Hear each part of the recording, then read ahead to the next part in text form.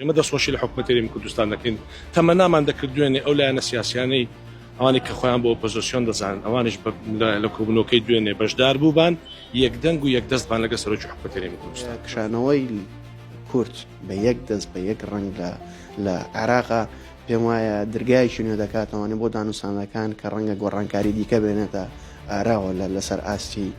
هەموو عێراقا. دەستخۆشی لە جەناوی پرێزدار کاک مەسرور بارزانانی دەکەم سەرۆکی حکوومەتی هەرێمی کوردستان لە کۆبوونەوەکەی دوێنێشدا دەربارەی موچە بەڵێ بەدڵنیایەوە ئێمە مەسەلەن داهاتی نەوتمان تەسلیمی بەغدامان کردیە و ناوخۆی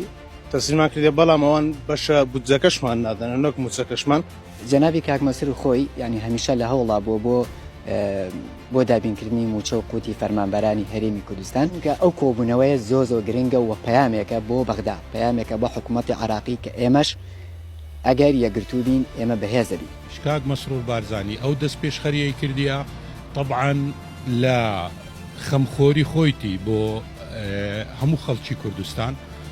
ئەو لایەنانەی بەشداریشیان نەکردیە طبعاً ئەوە علامەتی استیفام دەکەوتە سەریان نەک بۆ ئەمڕۆ بۆ داهاتوش. دەیوێ بژێوی ژانی خەڵک خۆش بێ دەیوێ خەڵک لە کات ساتی خۆی موچە وەرگێ خەڵک بژێوی ژیانی ئاسایی بێتەوە وەکو پێشان